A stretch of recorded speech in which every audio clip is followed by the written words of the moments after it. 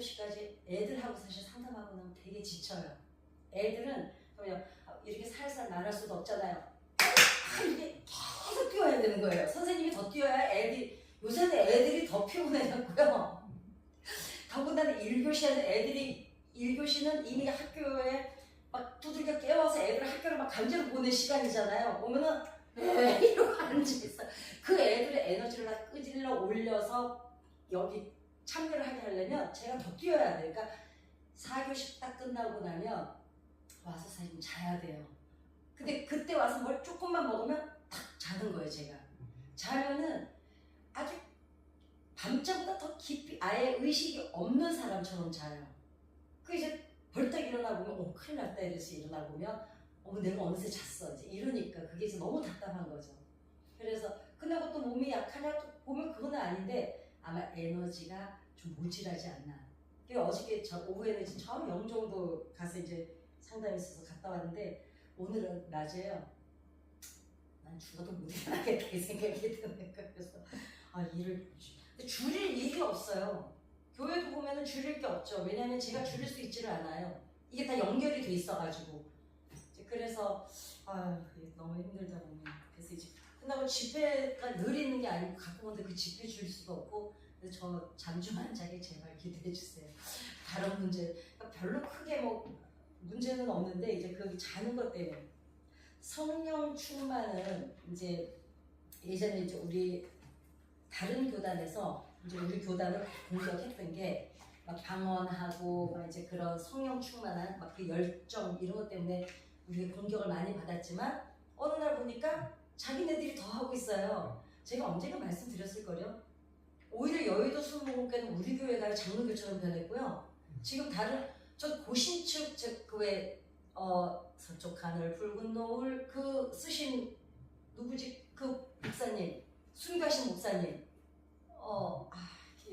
그 울산이요. 울산에 아무튼 그 목사님 그 다음에 그 누구지 조만식 그 장로님이 심하신 그 교회에 갔는데 찬양을 하는데 장로님들이 앞에 나서 춤을 추시는 걸 제가 충격을 받았어요. 아니 우리 교회에서도 장로님들 나와서 막 안 하시거든요. 그 교회는 그러는 거예요. 그래서 보니까 오히려 우리 성령의 바람은 우리 교회에서 일으켜놓고 우리는 장로교처럼 보냈고 장로교가 오히려 수목원처럼 변한 거예요. 기도하는 것도 보고 막 찬양하는 것도 보면은 오히려 우리가 약간 좀 더 점잖해졌어요. 근데 이제 예를 들면은 그런데 이제 그러다 보니까 우리 교단에서는 어떤 폐단이 일어났냐면 방언을 못 받으면 믿음이 없고 성령 충만을 안 받은 걸로 폐단이 온 거예요. 그쵸? 그래서 방언이 터지고 막 눈물 나오고 성령 받았냐면 어땠냐 그러면은 나는 그런 것도 없었는데 그러나 내 마음은 충만해. 그런데 방언도 안 하고 나는 그렇게 막 눈물도 난 적도 없고 막 몸이 떨리고 환상이 열리고 말씀이 막 그냥 비처럼 쏟아지고 근데 세상이 막 새로워지고 세상이 새로워지는 거는 맞는 것 같아요. 왜냐면 성령 충만하면 세상이 새로워지는 건 맞아요. 그 현상은 반드시 일어납니다. 왜냐면 제가 이제 그때 하나님 앞에 돌아오기 전에 마지막으로 이제 그 부도 나서 죽는다고 이제 설악산을 갔는데 그때 제가 밤새도록 하나님 앞에 회개하고 8시간을 회개하고 울고 개울가에서 몸부림치고 아침에 딱 왔는데요. 제가 부도 나서 형사들이 막 다 저를 찾고 막 이럴 때거든요. 정말 두려울 때잖아요. 당자 수표가 부도가 났기 때문에 입건이 돼야 되는 거야. 당자 수표 막 그때는 가계 수표, 당자 수표, 어음 이렇게 3가지가 있었는데 그러니까 당자 수표가 들어갔으면 반드시 입건이 되거든요. 근데 그날 제가 거기서 하나님 막 다 그렇게 다 쏟아놓고 하나님이 나와 함께 하셨다는 거 확신하고 서울로 다시 돌아가자 죽지 말고 이러고 이제 그 대울가에서 대로로 올라왔는데 유스호스텔 지금도 유스호스텔은 있어요. 그 앞에를 내려오는데 이 틈새로 난 풀 한 포기가 이전에 제가 봤던 풀 한 포기가 아니고 하늘을 보는데 그 하늘이 아니고 그러니까 어제까지 내 기준으로 내 판단으로 내 의지로 살아왔던 세상이 다 사라지고 모든 게 다 새롭게 보이는 거예요. 이게 성령 충만은 맞아요. 근데 여기서 오늘 이제 본문은 성령으로 충만함을 받으라 그래도 술 취하지 말고 성령으로 충만함을 받으라 이제 그랬는데 헬라어나 히브리어 원문의 중요한 것은 여기서 충만한 헬라어는 뭐냐면 플레로오입니다. 뭐 외울 필요는 없으신데 어찌됐건 이제 원어는 우리가 그래도 알고 가야 플레로오라고 하는데 이 플레로오의 뜻이 뭐냐면 가득 채우다, 충만하게 하다, 그 다음에 완전하게 하다는 뜻을 가진 동사로 신약 성경에서는 단순한 채움뿐만 아니라 하나님의 완전하심과 구속사적 계획의 성취를 나타내는 핵심 개념이라는 거예요. 그러니까 한마디로 이거예요. 플레로라는 성령 충만한 이 뜻은 가득 채우다, 충만하게 하다, 완전하게 하다는 뜻, 그 동사인데 하나님의 성취를 나타내는 핵심 개념이라는 거예요. 그러니까 하나님께서 우리를 통해서 성령 충만하게 하시는 그 나타나는 증거가 플레로인데 거기에 가득 채우다, 충만하게 하다, 완전하게 하다는 이 핵심 단어를 이걸로 쓰신다는 거예요. 이해가 가셨죠? 자, 그러면 또 다른 뜻으로는 이게 있습니다. 이 플레로 안에는 달성하다, 그 다음에 실현하다, 성취하다 의미로도 쓰이는데 더 중요한 게 뭐냐면 한마디로 감정이 막 올라오는 것만이 성령 충만이 아니라는 거예요. 내 존재 전체가 그러니까 막 뭐가 올라오고 눈물이 나고 방언이 터지고 이게 꼭 성령 충만이 아니 성령 충만함 받은 증거가 아니라 자, 방언을 못하는 사람 답답한 사람이 있으니까 아니라 내 존재 자체가 다른 기준으로 채워지는 거. 그 전에는 이래야 돼 저래야 돼 이렇게 하는 거야 저렇게 하는 거야가 있었는데 아 하나님의 성령 충만을 받고 나니까 그 기준이 바뀌는 거예요. 그 전에는 한 가지 관점으로만 세상을 봤어. 이래야 돼 저래야 돼 당위성이 너무 강했어. 근데 하나님 그 관점이 바뀌는 거예요. 뭘로? 이제는 그래 나는 이렇게 생각했지만 하나님이 보실 때는 이렇지 않을 수도 있겠구나.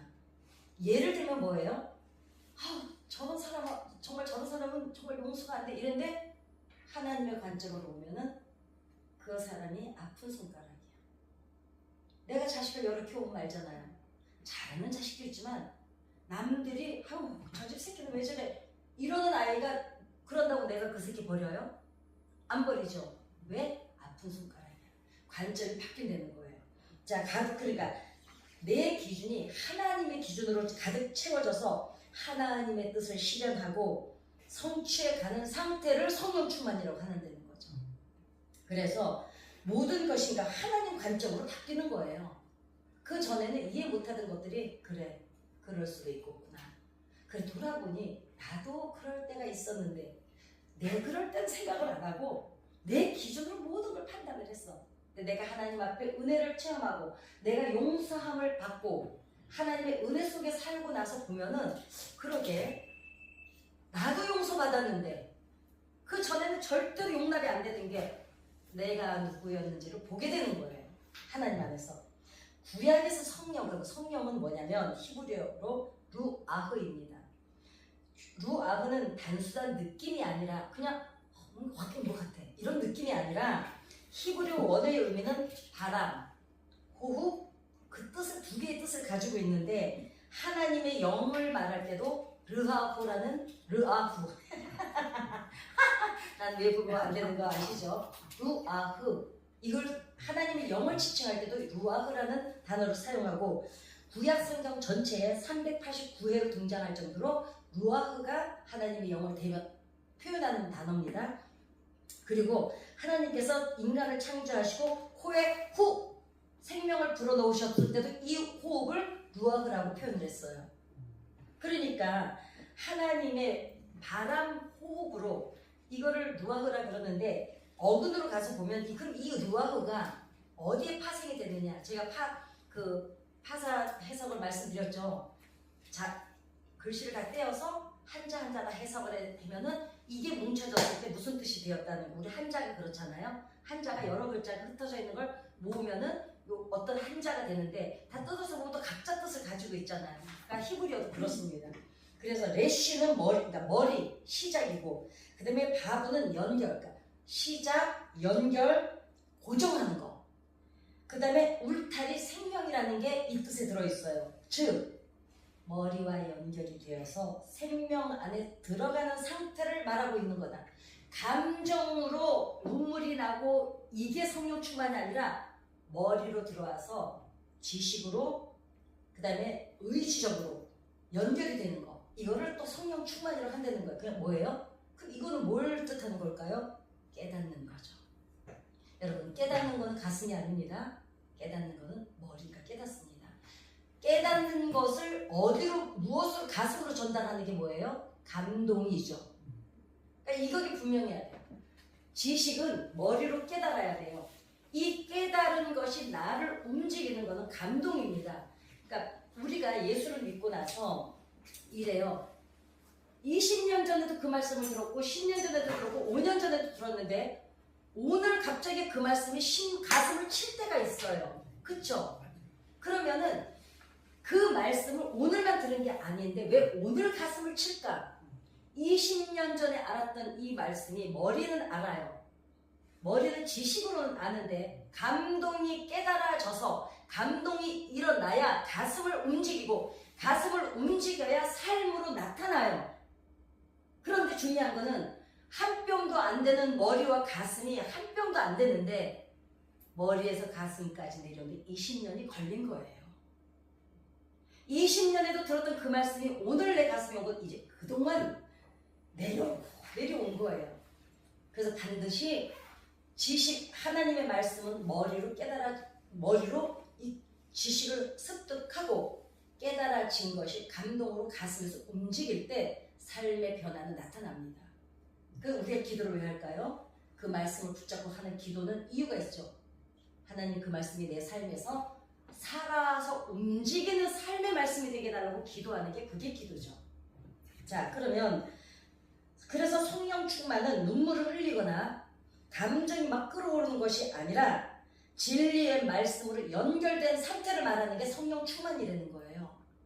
방언이 꼭 터져야 되고 눈물이 나야 되고 막 심장이 떨려야 되고 이게 아니라 내 기준이 바뀌는 거. 그 기준이 바뀌는 건 머리로 알아진 것이 깨달아져서 가슴을 치고 가슴을 움직이는 것이 성령 충만이라는 거예요. 가슴을 움직이기 위해서는 가슴에서 감동으로 움직이기 위해서는 앵간에서는 인간은 안 움직입니다. 내 안에 가득 차져야 물은 컵에 가득 진짜로 큰일 났다. 흥분하네. 여기서 가득 차져야 넘치지. 우리 심령도 마찬가지예요. 감동으로 차고 넘칠 때 내가 굳이 나 예수 믿어요, 성령 충만 받았어요 안 하는데도 불구하고 삶으로 다 나타나죠. 표정으로 나타나고 걸음. 그 전에는 흔들죠. 세워라 이렇게 걸어다녔는데 성령 충만을 받으면 어때요? 기쁘니까 이렇게 걸어지죠. 눈빛이 이렇게 모든 게 반짝반짝 빛나죠. 말투가 달라져요. 그 전에는 왜? 예를 들면 어머 내 안에 가득 차야 넘쳐서 표현으로 나오지. 앵간이 있어서는 요만큼만 차 있으면 이게 밑에 있어 보이면요 흔들어도 안 넘칩니다. 이게 뭘까요? 지식으로 아는 게 반드시 가슴으로 감동으로 내려와야 되는 줄 믿습니다. 자, 그러면 그럼 나는 성령 충만한 그때 받았을 때 막 눈물 나는데 아닌 게 아니에요.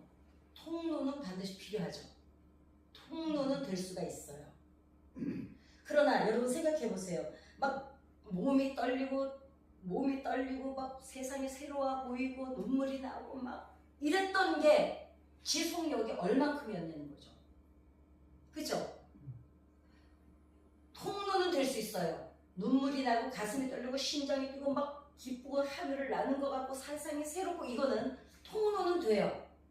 그러나 지속하는 건 가슴으로 감동으로 채워질 때 삶으로 지속이 되는 거죠.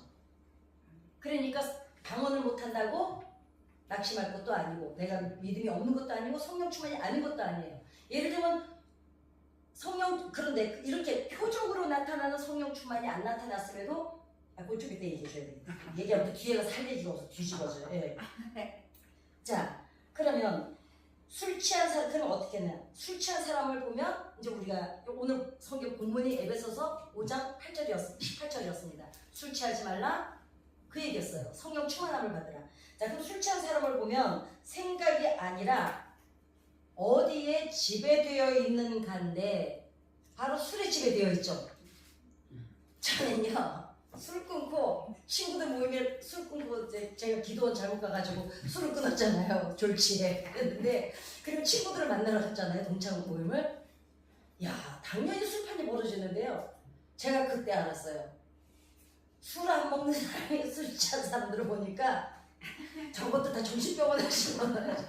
그리고 나는 그렇게 집요한 걸 처음 봤어요. 어떻게 한 가지 주제를 가지고요 4시간을 떠드는데요 지치지 않아요. 그 술기운이라는 게 사람을 지배당해서 술기운이 끌고 가는 힘이 너무너무 대단해요. 그리고 그 말 없던 사람이 말을 얼마나 그동안 말이 없느라고 억눌렀던 걸 다 쏟아놓는데요. 남이 말할 기회를 안 줘요. 일단 내 얘기부터 들어. 야스미야 내가 나 이러는데 그래서 내가 술을 안 먹고 술 취한 사람 들어오니까 정말 이 판은 올판이 아니구나. 그래서 그다음부터 동창회를 안 갔습니다. 평소에 보여던 모습 술 취하면 절대로 아니에요. 아무리 술을 잘 이기는 사람도요 딱 술 들어가서 술에 지배를 받기 시작하면 사람이 변합니다. 왜 그래요? 이제 내 의지와는 상관없이 내 기준, 내 의지, 내 판단, 내 지식 이런 건 소용이 없어요. 술이 이 사람을 움직여요. 그러면 왜 굳이 성령 충만함을 받아 술 취하지 말라 성령 충만함을 받으라 그랬을까요? 술을 왜 얘기하셨을까요? 우리가 제일 잘 알아듣게 생겼잖아요. 성령 충만함을 받았을 때 이 증세가 나와야 되는 거예요. 술이 취하면 술의 지배를 받아서 평소에 그 사람이 보이던 원래 그 사람이 아니야. 성령 충만함을 받았더니 예수 믿고 나서 성령 충만을 받으니까 저 사람 원래 저런 사람 아니었는데 교회 다니니까 변해서가 나오겠죠. 그렇죠. 술 취한 사람이 변해서 저 인간 내가 평소에 안 봤는데 말 없던 사람이 4시간 얘기를 해요. 자, 성령 충만을 받았을 때 그 지배를 받으면 이렇게 된다는 거예요. 그러니까 굳이 성령 경에서 술을 갖다 얘기한 거예요. 그게 우리가 제일 알아듣기 쉬우니까 흔하게 옆에서 보니까요. 성경이 말하는 감정이 아니라 진리에 의해, 그러니까 술에 지배받은 사람은 술에 지배받지만 예수 믿는 사람은 진리에 의해서 지배되는 상태, 그게 성령 충만이라는 거죠. 즉 가득 채워지다 완전히 지배되다. 그러니까 가득 채워져야 완전히 요 가득 차야 완전히 찼다 그러지 앵간히 밑에 깔려 있으면은 우리가 채워졌다 말을 안 하죠. 그리고 집에 받지도 않고 넘치지도 않습니다. 그쵸? 그래서 성령 충만은 눈물을 많이 흘리는 것이 아니다. 방언을 말하는 것도 아니다. 단지 이거는 통로는 될 수 있다. 통로는 되지만 지속력은 없다. 다들 성령 충만 받아보셔서 아시잖아요. 내가 처음에 성령 충만 받아서 느꼈던 그거를 지속이 오늘까지 된다면 그거는 맞아요. 근데 우리가 다 경험해 봤지만 아니죠. 그 다음에 무엇으로 우리가 지속을 했냐면 진리의 말씀으로 우리가 채워져서 그것이 머리에서 아는 지식이 깨달아져서 감동이 일어나면 그때 심장을 움직이고 심장이 움직여야 삶으로 나타나는 거죠. 이게 지배받은 성령 충만함이라는 거예요.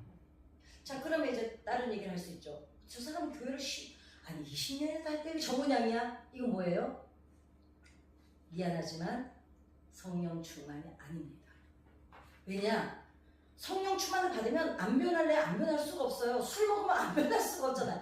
아무리 점잖은 아버지였던 분이 술 한 잔 들어가면 달라져요. 그 전에 애들하고 얘기도 잘했는데 큰 애 와봐라, 작은 애 와봐라 다 하고요. 그러니까 이걸 비교를 해보면 제일 알아듣기 쉬워요.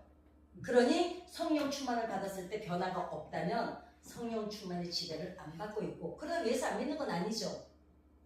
예수 믿는 것과 구원과 성령 충만은 또 다르니까. 자, 그러면 진리의 말씀으로 생각이 바뀌고 기준이 바뀌고 삶이 바뀌는 것이 성령 충만이고, 지금까지는 느낌을 쫓아서 달려갔다면 성령은 감정이 아니라 생명이었다는 거죠.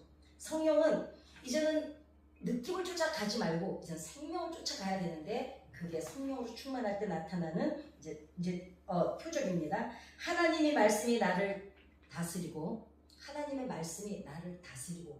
내 안에 가득 차 있으면 죄가 들어올 틈이 없습니다. 그렇죠? 마귀는 어디를 대부분 공격을 해요? 틈새 시장 공격하는 건 마귀보다 더 재빠른 존재가 없습니다. 그러니까 우리가 왜 생각을 어느 순간, 제가 항상 웃으면서 하는 말이 정신줄 놓지 마, 정신줄 놓지 마. 멀쩡히 있다가 순간 정신줄을 놓을 때 우리는 엉뚱한 행동을 할 때가 있거든요.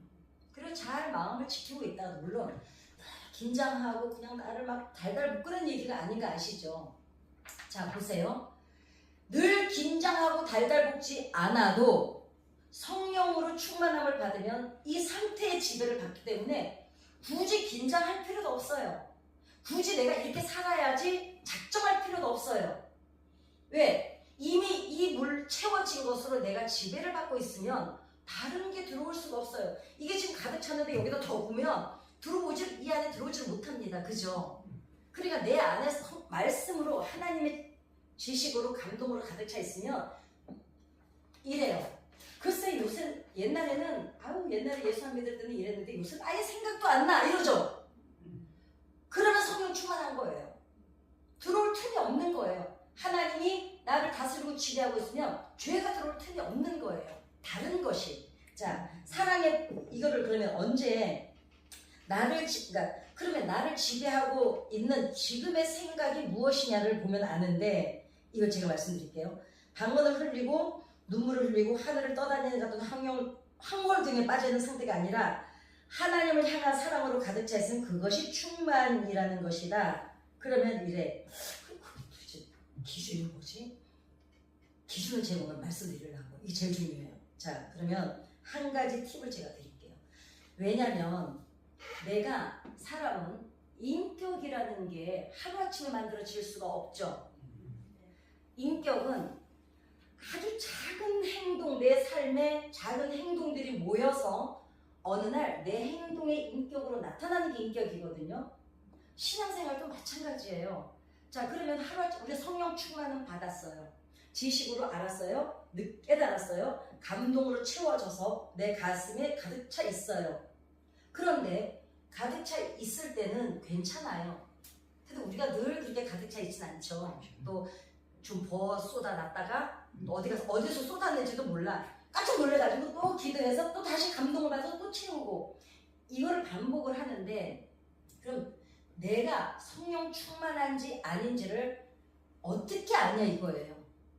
왜냐면 나는 성령 충만하다고 생각하는데 남들이 이래. 아니 저 사람 교회 이주인한테 저 모양이야. 이러면 말짱 도루묵이야. 그죠? 제가 정말 알려드릴게요. 제가 그 몇 가지 알려드렸죠. 내가 내 인격을 아는 방법 알려드렸죠. 아무도 안 볼 때 하는 내 행동이 내 인격이에요. 그래서 저는 어떻게 하냐면 제 인격을 계속 존중을 해줍니다. 그 존중해주는 걸 어떻게 하냐면, 예를 들면은 가장 쉬운 예로, 내가 어떤 여자 화장실을 갔더니 휴지가 떨어졌어요. 나만 딱 썼어요. 그러면 다른 사람 알게 뭐야 이럴 수 있어요. 근데 저는 그때 이 생각 귀찮아. 왜 또 가서 휴지를 갖다 놓고 뭐 주인한테 얘기하고 이래야 되니까 나가면 그만인데, 그럴 때 제가 저한테 이래요. 네 인격을 네가 모독하지 마라. 그래서 휴지를 채워놓는다니까. 이게 아무것도 아닌 것 같죠? 근데 이거 하나를 하면서 내 자존감이 조금씩 인격적으로 성장을 해요. 그 예를 들면은 우리 며칠 전에 우리 동네 한밤중이 돼. 나는 스카이 콩콩이죠 타는 거. 어떤 애가 한 4학년쯤 되는데 그 밤 10시에 뭐가 계속 바깥에 소리가 나서 이상하다. 뭔 소리가 내려가 봤더니 그 애가 그 넓은 광장에 계속 콩콩이 타고 있는 거 혼자. 그래서 내가 근데 진짜 너무 잘 타는 거예요. 너무 잘 타는 거. 어찌 우리 훌륭하니? 그거 어떻게 하니? 그랬더니 저요? 이거 2,000개 갈 수 있어요? 신났어 이제. 자기 혼자 다니면서 누군가. 그러면서 이 아이를 칭찬해주고 돌아오면서 이것도 나 혼자 있을 때 내 인격을 존중해주는 거야. 이게 모이면 어느 날 내가 누군가를 봤을 때 칭찬이 훨씬 쉬워져요. 늘 칭찬하는 게 습관이 되어오면, 그 다음에 누군가의 필요를 채워놓는 게 그 작은 것들이 모아지면 나중에는 당연해져요. 그게 그러니까 아무도 모를 없는 자리에서 내가 하는 행동이 내 인격이에요. 그럼 내가 하는 행동을 보면 내가 어느 정도 인격은 갖춰져 있는 게 아니죠. 갖추어져 가는 거죠. 그 다음에 그러면 성령 충만한 거는 어떻게 내가 나를 점검을 할 수가 있느냐. 이거 정말 중요한데요. 셀프 텔러라 그러죠. 이제 자기가 자기한테 말하는 거. 이것도 몇 번 말씀드렸어요. 이거는 뭐냐면 가장 기쁠 때 내 말이 나오는 거, 가장 힘들었을 때, 상급할 때 내 입에서 나오는 단어를 보면 내 안에 영적인 상태를 알 수가 있어요. 예를 들면 너무 지금 힘든 일이 있어요. 근데 누군가 푹 찔렀어요. 찔렀을 때 바로 나오는 단어를 보면 내 영적인 상태입니다. 아니에요. 힘들어서 어떻게 누가 찔러줬어. 어떡하냐. 하나님도 무심하시지 마 이래. 그래. 아니야. 하나님이 뜻이 있으실 거야. 이러면 완벽한 거예요. 성령 충만은. 근데 그러니까 그동안 나도 이거 계속 기도해. 이러기 시작하면 반 정도는 벽이 있는 거야. 다시 하나님의 말씀으로 깨닫고 감동으로 채워져야 돼. 그쵸? 그러니까 내가 내 셀프 텔러, 내 입으로. 그리고 기쁜 일이 생겼을 때 예수 안 믿는 사람들이 이러고 있어요. 아니 나는 이런 일이 생기면 난 겁이 나. 꼭 좋은 일 뒤에 난 나쁜 일 꼭 생기더라. 이렇게 부정적인 사람들이 있어요. 그 사람은 인생 자체에 부정적인 감정을 갖고 살아요. 그런데 우리 같은 경우에 할렐루야 하나님이 왜 이렇게 많이 주시는 거예요. 벌써 막 기쁨으로 맞이하고 기뻐하고 이러면 이 사람은 성령 충만한 거예요. 그게 내 영적인 상태예요. 그러니까 내가 어떤 경우든 나를 찔렀을 때 나오는 단어가 내 영적인 상태예요. 인격은 언제예요? 내가 혼자 있을 때 하는 행동이 그 다음에 내 인격이에요. 자, 그렇습니다. 사랑에 빠져 있을 때를 보면, 그리고 이제 그럼 가득 차 있을 때 어떤 증세가 나오냐? 신혼 부부들을 이렇게 얘기하다 보면 제가 이제 상담을 해서 이렇게 보니까 신혼 부부들 여자애들이 막 와서 얘기를 할 때 보면은요, 뭐 어쩌고저쩌고 결혼 전에는 너무너무 잘해줬는데 뭐 어쩌고저쩌고 전화도 매일 문자도 몇 개씩 하는데 결혼하고 나는데 근데 막 욕하러 왔어요. 그런데 가다 보면은 결국은 뭘로 마무리를 지냐면 그래도 오빠가 세상에서 저한테 진짜 제일 잘해줘요. 예. 결론이 그래서 사람은 그럼 그건 뭘까요? 사람은 자기 안에 채워져 있는 걸 표현하게 돼 있잖아요. 그게 눈빛이든 말투든 행동이든 무엇이든. 그래서 이미 하나님의 지배를 받고 다스림을 받고 있으면 내가 나오는 언어를 보면 내가 무엇에 지금 충만해 있는지를 알 수 있습니다. 근데 이거는 반드시 정말 본인들이 점검하셔야 돼요. 안 그러면 힘들어서 못 살아내요, 이 세상을. 그렇죠? 그리고 자, 성령 충만이란 하나님의 뜻과 하나님의 의와 하나님을 향한 사랑으로 늘 가득 차 있는 상태, 이것을 성령 충만이라고 하는데, 그럼 또 이래요. 또 어떤 문제가 있냐면 사실 부담스러울 때가 있어요. 왜냐면 우리는 남한테 입고 살잖아요. 그러니까 여기 이 일상생활의 지배를 안 받을 수가 없거든요. 어떻게 늘 이러고 살고 늘 예수님 사고 이러고 살아요. 못 살아요. 그쵸? 그럼에도 불구하고 뭡니까? 그러면은 기준이 하나님 기준으로 바뀐 걸 말하는 거예요. 땅을 딛고 사는데 우리가 그렇게 신비주의에 살 수는 없어요. 그러면 재수없어요, 솔직히. 무슨 얘기를 해도 뭐 기도해야지 이러면 아니 지금 나는 너만큼 기도 안 해서 너한테 묻는 줄 아냐? 이거 나오는 거예요. 근데 어떤 사람들은 무슨 얘기만 하면 어떻게 기도해야지. 그래, 힘들었지, 힘들겠다, 이래주면 좋을걸. 아니 누구는 기도 안 해서 지금 힘들어하가니? 힘들어요. 힘든 건 힘들고 아픈 건 아프고 속상하고 속 썩는 거 썩어요. 단지 관점이 그 이전에는 내 기준, 내 판단, 내 의지로 이런 걸 막 판단하고 측량을 했다면 성령 충만의 삶이 돌아서면 뭐가 되냐면 하나님이라면 어떻게 하실까? 제가 그 기준 늘 말씀드리잖아요. 그래, 이 일이 일어났는데 하나님은 나에게 이 일을 통해서 뭘 말씀하시는 걸까? 이 기준을 갖고 이 문제를 관점을 보면 이걸 성령 충만이라 그러지. 늘 할렐루야, 할렐루야. 진짜 정말 몇 번 듣고 싶지 않아. 예. 너무 가증스럽잖아요. 싸우기도 하고 울기도 하고 소리도 다 해요. 하는데 막판 결론을 내릴 때 어떤 기준을 갖고 있느냐예요. 아셨죠? 이게 성경 충만이라는 거야. 르하후에 들어있는 단어의 뜻이, 자, 불같이 뜨고, 내 가슴을 지배하고 있는 것, 내 생각의 방향이 향하고, 그러니까 내 심장을 지배하고 있는 것, 내 생각의 방향을 지배하고 있는 것, 그 다음에 내가 지향하는 삶의 목표가 하나님으로 충만한 것이, 다시 말씀드리지만 성령 충만이다. 이거예요. 이렇게 사는 걸 이렇게 들었어. 이제 여기서 보는 거야. 그래, 사건은 터졌어. 터진 일은 어쩔 수가 없어요. 여러분 살면서 우리가 보통 일을 겪습니까? 결혼해서 살고 애 다 낳고 살고 거의 아버지 엄마 나이랑 쫓아오는 아들도 속색일 수 있어요. 여러분 자식 키우는 사람은 절대로 입 빠진 소리 하는 거 아니에요.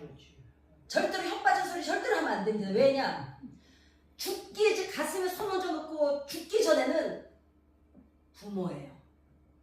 자식은 언제 어느 때 부모에게 그냥 집으로 그냥 돌진해서 올 줄은 몰라요. 그러니까 요새는 그런 단어가 없지만 도둑놈 욕 아들 가진 사람은 도둑놈 욕하는 거 아니고, 옛날엔 창녀들이 있었잖아요. 창녀촌 있었잖아요. 딸 가진 자식은 창녀를 욕하는 게 아니다. 왜냐? 죽을 때까지 끝난 게 아니야. 끝난 게. 그래서 그런 말도 있는 거예요. 그런데 이제 내 관점이 이제는 하나님이 보셔. 일은 일어났지만 이거를 하나님의 편의 관점으로 서서, 그래 예수님이라면 어떻게 하실까? 이게 정말 나는 그 제목은 진짜 있잖아요. 이거는 한 세기를 정말 들었다 놨다 그보다 더 좋은 제목이 없는 것 같아요. 그죠? 그 관점은 그러니까 간단해요. 관점을 바꾸는 거예요. 아셨죠? 네, 그렇습니다. 지금도 근데 여러분 제가 알아요. 다 잘하고 계신데 제가 또 잔소리 하는 거예요. 그래도 뭐 나는 여기서 이 얘기를 해야지 할 얘기 없잖아. 뭐 이렇게 제가 얘기하잖아요. 권사님 장로님들 되면은요 목사 정도는 진짜 먹어요. 그럼 내가 할 얘기가 이거밖에 없는 걸 뭐 어떻게, 이미 다 잘하고 계세요. 그런데 우리가 어때요? 가득 차 있었지만 한 번씩 쏟아놓고 오신 적 있잖아요. 그럴 때 이렇게 또 잔소리처럼 듣고 가서 또 다시 한번 점검해 보는 겁니다. 그래서 할 얘기